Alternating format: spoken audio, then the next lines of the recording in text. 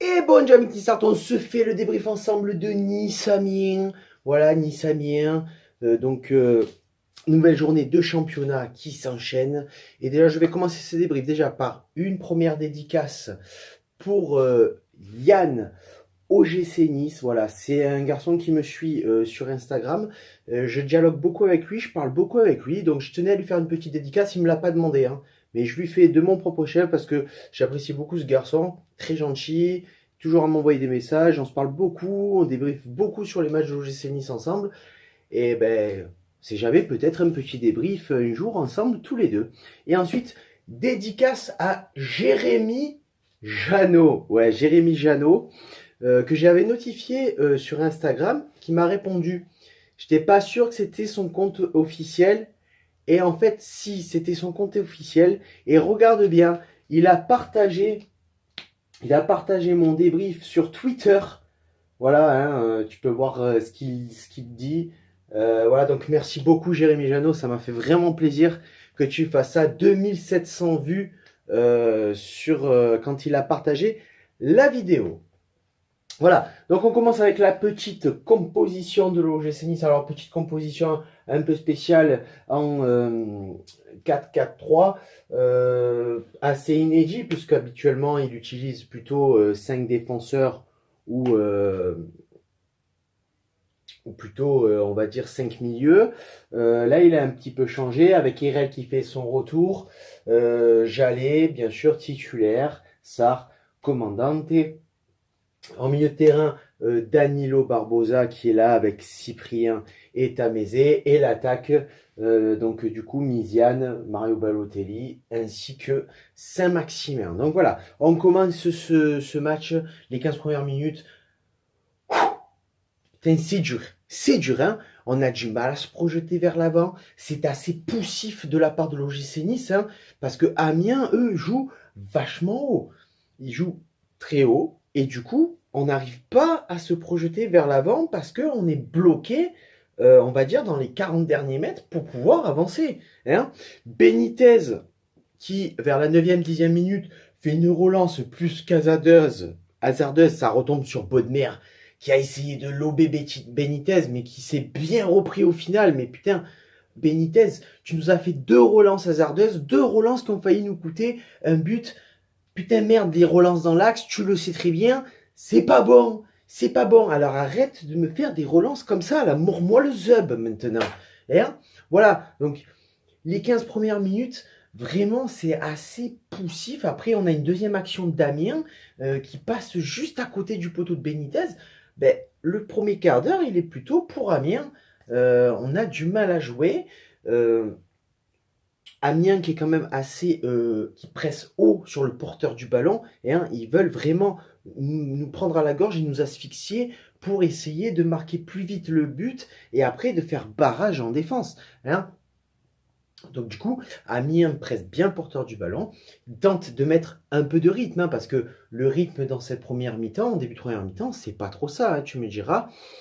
C'est assez compliqué. Amiens se procure quand même 2 bonnes occasions, et puis ben, l'OGC Nice... L'OGC Nice se procure rien. Voilà. Pour la session pronostic, je reviens parce que j'ai oublié de le citer. Il y a 3 gagnants. Alors là, c'est la première fois que c'est arrivé, hein. Donc 3 gagnants. On a sur Instagram Footeux et Rappeur qui avait pronostiqué le 1-0. On a sur YouTube Baptiste Black. Voilà, Baptiste Black qui avait pronostiqué le 1-0. Et sur Facebook, on a Mikou. Ouais, Mikou x2. Ça fait... Non, ça fait pas 4. Mikou x2, ça fait Mikou x2. Donc, je t'invite pour le Nîmes-Nice à donner déjà ton pronostic. On revient dans le match. Hein, tout au long de la deuxième mi-temps, de la première mi-temps, au bout de la 30e minute, hein, on récupère la possession de balle. Vers la 24e minute, on commence un peu plus à dominer le match. On joue notre possession, mais on n'est pas efficace offensivement. On essaye d'étirer un peu le bloc. défensif d'Amiens qui est assez regroupé, un peu à la même image que le match contre Auxerre. Hein. Le bloc est bien compact, on essaie de les tirer en passant par les couloirs, mais ça marche pas tant que ça. Hein. Ça marche pas tant que ça. Du coup, c'est assez difficile de percer la défense de Amiens. Après, on redouble quand même de patience pour marquer ce but.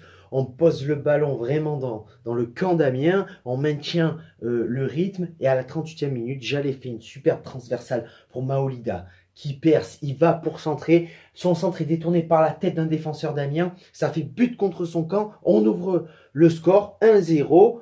On rentabilise les gars, comme d'habitude, on rentabilise les 10 millions de Maolida. Ça y est, hein, ça commence, on rentre dans nos frais. C'est bien déjà, c'est bien. À la 48e minute, il y a Cyprien qui fait une belle frappe et qui est détournée, ça passe entre les jambes du gardien, c'est légèrement détourné, mais assez pour ne pas marquer.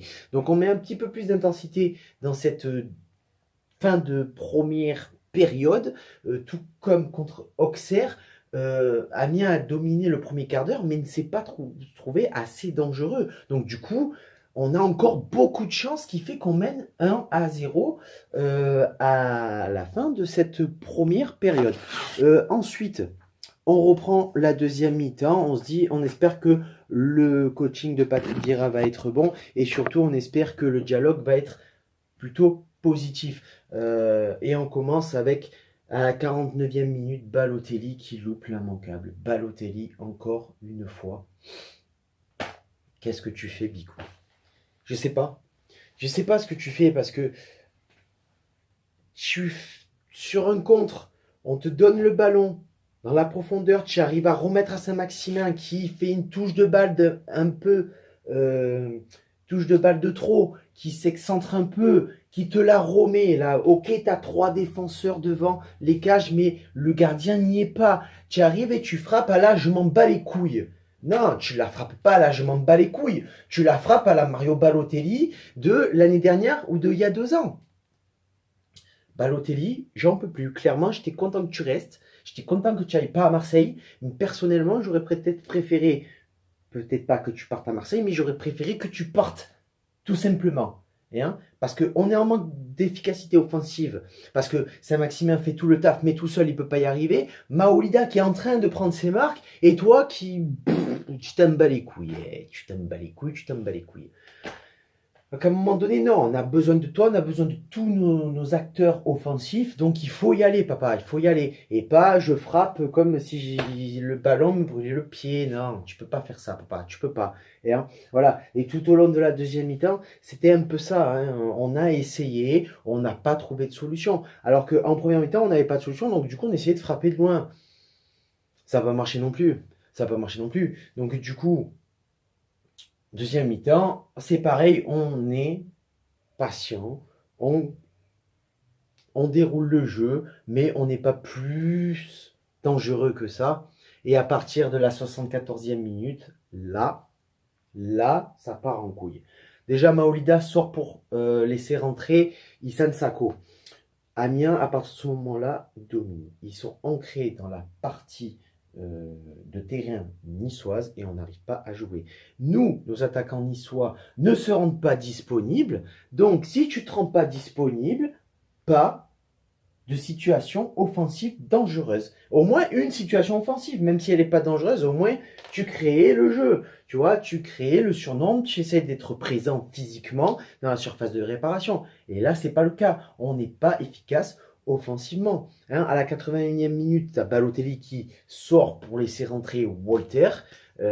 Mais ça ne changera rien puisque on ne fait aucun effort offensif dans ce match. Amiens domine les débats, en tout cas ils ont dominé le premier quart d'heure et ils ont dominé le dernier quart d'heure. Donc ils ont bien commencé le match, ils l'ont bien fini. Heureusement qu'on a une défense solide qui tient la baraque et là l'arbitre annonce 3 minutes de temps additionnel, peut-être 3 minutes de trop. Au final on s'en sort 1-0, on prend 3 points. On remonte d'une place au classement puisque Reims a battu Monaco. Monaco qui ne s'en sort pas. Et du coup, le top 3 de ce match. Alors, pour moi, le top 3 de ce match, on va mettre en numéro 3 Dante. Dante qui a été solide défensivement. 35 ans, le papa a 35 ans. Solide défensivement, Dante. Hein. Numéro 2, pour moi, Jallet. Parce que Jallet, encore présent dans les situations difficiles de l'OGC Nice. 35 ans aussi, le papa. On a quand même une défense, dont 2 défenseurs à 35 ans qui tiennent la baraque. Donc, Jallet, pour moi, numéro 2. Et le top 1, même s'il n'a pas été fantastique dans ce match, il n'a pas été au top du top. Mais bon, il nous permet de gagner ce soir 1-0. Donc, numéro 1, Maolida. Maolida, deuxième fois, je crois qu'il est dans le classement des top 3 et première fois qu'il est premier. Première fois qu'il est premier. Donc voilà, Midi Sart, on se retrouvera pour le débrief Nîmes-Nice. Sur ce, ciao viva, la Bayetta et Issa Nissa.